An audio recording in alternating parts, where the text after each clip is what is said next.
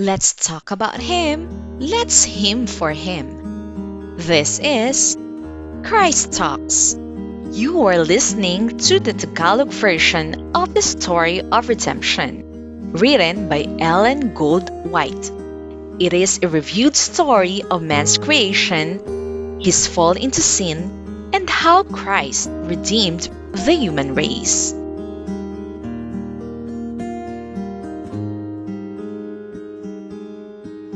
Kasaysayan ng Pag-asa, unang kabanata, ang rebelyon.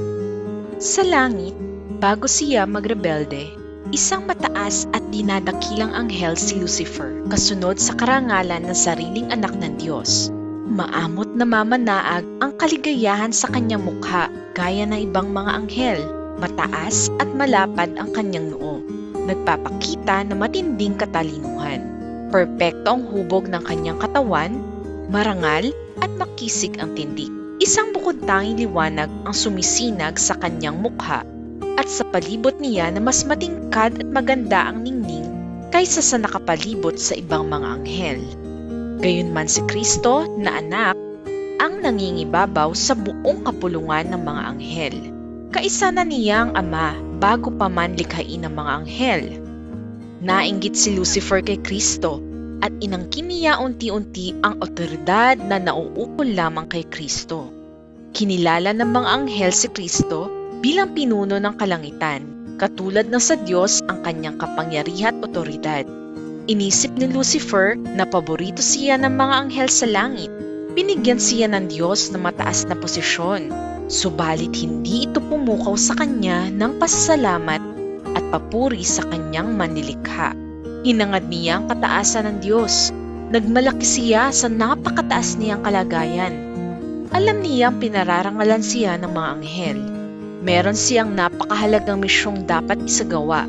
Napakalapit niya sa dakilang lumikha at sumisikat sa kanya ang walang maliw na mga sinag na maluwalhating liwanag na pumapalibot sa walang hanggang Diyos. Naisip niya kung paanong masayang sinusunod agad ng mga anghel ang kanyang utos. Hindi ba't maliwanag at maganda ang kanyang kasuotan? Bakit dapat parangalan si Kristo ng ganito sa halip na siya? Iniwan niya ang presensya ng Ama, di nasisiya at puspos ng inggit kay Kristo. Itinatago ang mga tunay niyang layunin. Tinipon niya ang mga anghel sa palibot niya. Sinimulan niya ang kanyang paksa, ang kanyang sarili, gaya ng isang ginawa ng mali. Nagsalita siya kung paanong binaliwala siya ng Diyos at mas minagaling si Jesus. Sinabi niya sa kanila na simula noon, nagwakas na ang lahat ng masarap na kalayaang tinatamasa nila. Hindi ba't nagtalaga na ng isang pinuno sa kanila na lagi na nilang bibigyang parangal na parang mga alipin? Sinabi niya na ipinatawag niya sila upang tiyakin sa kanilang hindi na siya magpapasakop sa panghimasok sa kanilang mga karapatan, na hindi na ulit siya yuyukod kay Kristo.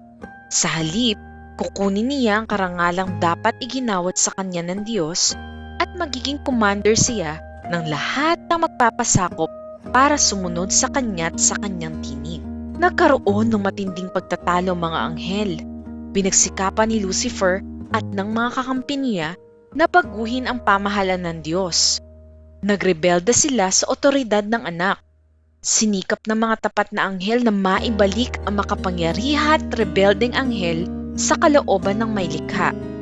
Malinaw nilang ipinakita na si Kristo ang anak, kasama na niya bago pa man likhain ng mga anghel. Parati na siyang nakatayo sa kanan ng Diyos. Hindi pa dati na kwestiyon ang kanyang maamot mapagmahal na otoridad at hindi siya nagbigay ng mga utos maliban sa mga ikinagagalak na isagawa ng makalangit na puwersa. Iginiit nila na hindi nakabawas sa karangalang natanggap ni Lucifer ang espesyal na karangalan ni Kristo. Lumuha ang mga anghel. Masugid nilang sinikap na kumbinsihin siyang talikuran ang masama niyang balak at magpasakop sa kanilang manlalalang. Hanggang sa panahong iyon, paliwanag nila, pahawang kapayapa at pagkakasundo ang lahat. Anong posibleng dahilan para sa salungat at mapaghimagsik na tinig na ito? Ayaw makinig ni Lucifer. Tumalikod siya sa mga tapat na anghel na pinararatangan silang mga alipin. Tumayong nagtataka ang mga anghel na tapat sa Diyos habang nakikita nilang nagtatagumpay siya sa pagsisikap niyang manulsol ng paghimagsik. Ipinangako niya sa kanila ang isang bago at mas magandang pamamahala kaysa sa nararanasan nila, kung saan magkakaroon ng lubos na kalayaan. Napakaraming nagpahayag ng kanilang intensyong tanggapin siya bilang leader at pinakamataas na pinuno. Habang nakikita niyang nagtatagumpay ang kanyang mga pagsisikap, naniwala siyang madadala rin niya ang lahat ng mga anghel sa kanyang panig at magiging kapantay na niya ang Diyos. Maririnig ng lahat ang may otoridad niyang tinig na nag-uutos sa buong hukbo ng langit. Muli siyang binalaan ng mga tapat na anghel. Tinitiyak sa kanya kung ano ang kahihinatnan ng pagpupumilit niya. Kaya silang lupiging lahat niyang nakakalikha ng mga anghel sa pamamagitan ng kanyang kapangyarihan at parusahan ng kanilang kapangasa at nakakakilabot na rebelyon sa isang mabilis na pamamaraan. Akalain mong may isang anghel na kakalaban sa kautusan ng Diyos na kasing sagrado ng Diyos? Binalaan nila ang mga mapaghimagsik na huwag makinig sa mga mapandayang argumento ni Lucifer at pinayuhan siya at ang lahat ng naimpluwensyahan niya na pumunta sa Diyos at amining nagkamali sila sa pag-iisip man lang na questionin ang kanyang otoridad.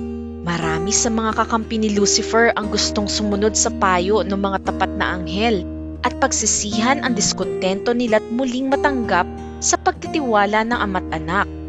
Sinabi naman ng makapangyarihang rebelde na alam niya ang kautusan ng Diyos at kung papayag siyang magpasakop at magpaloob ng malaaliping pagsunod, aalisin sa kanya ang kanyang karangalan. Hindi na siya pagkakatiwalaan na mataas niya ang katungkulan. Sinabi niya na napakalayo na narating nila para bumalik pa at makikipagsapalaran siya sa mga kahihinatnan dahil hindi na siya yuyukod sa malaaliping pagsamba sa anak. Sinabi niya na hindi magpapatawad ang Diyos at dapat nilang igiit ang kanilang kalayaan at kunin sa pamamagitan ng dahas ang posisyon at otoridad na ayaw ibigay sa kanila. Sa ganitong paraan, si Lucifer, ang tagapagdala ng liwanag, nakabahagi ng kaluwalhatian ng Diyos at nakatayo malapit sa kanyang trono, ay naging si Satanas, ang kaaway dahil sa pagsalangsang. Dali-daling pumunta sa anak ang mga tapat na anghel para sabihin sa kanya ang nangyari. Nadatna nila nakikipag-usap ang ama sa anak upang ipasya para sa pinakamabuting kapakanan ng mga tapat na anghel kung paano nila susugpuin magpakailanman ang otoridad na inangkin ni Satanas para sa kanyang sarili. Pwede sanang agad na ihagis ng dakilang Diyos ang punong mandarayang ito palabas ng langit, pero hindi ito ang kanyang balak. Bibigyan niya ang mga naghimagsik ng pantay na pagkakataong subukin ng kanilang kapangyarihan at lakas laban sa kanyang anak at sa mga tapat niyang anghel. Sa labanang ito, pipili ng papanigan ang bawat anghel para makita ng lahat. Hindi magiging ligtas na payagan ang lahat na nakisama kay Satanas sa kanyang rebelyon na patuloy na manirahan sa langit. Nalaman na nila ang leksyon ng tunay na pagre-rebelde laban sa di mababagong kautusan ng Diyos at wala ng lunas ito.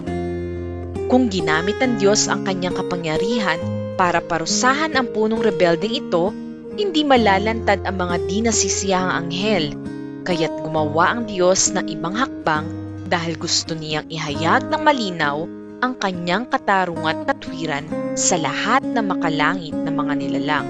Pinakamalaking krimen ang magrebelde sa pamahalaan ng Diyos. Waring nagkagulo ang buong langit.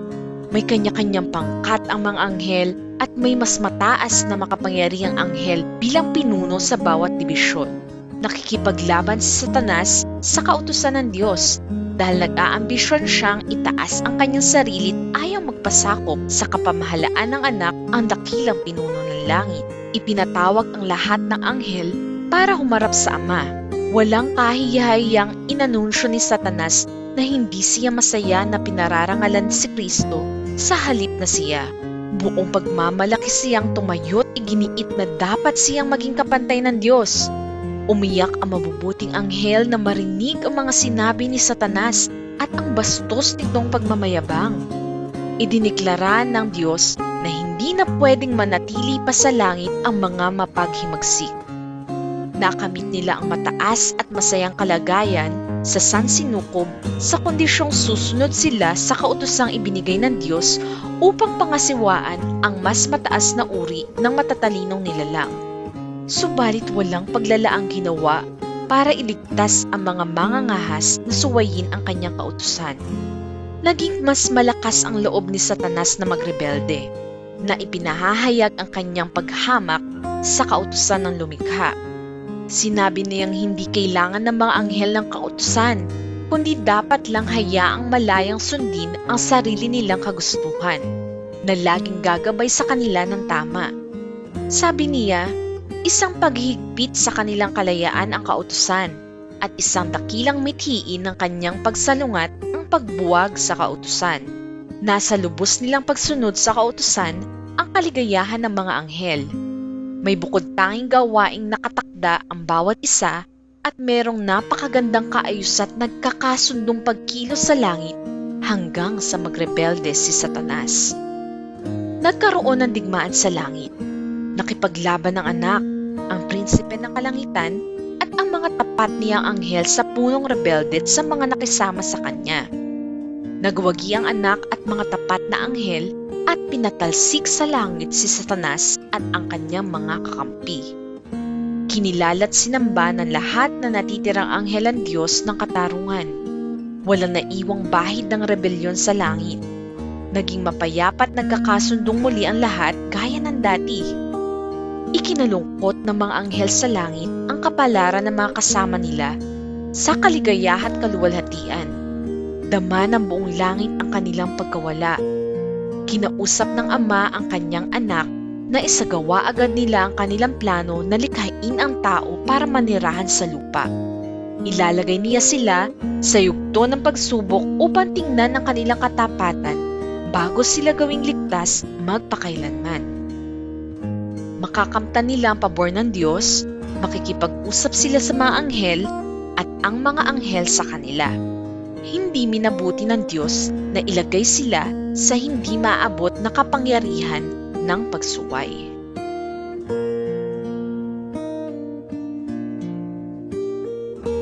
Subscribe for more updated episodes on Christ Talks and share it to your friends. God loves you and He truly cares for you. Time is precious and is running out. Eternity beckons all of us and it won't be too long. Jesus is coming soon.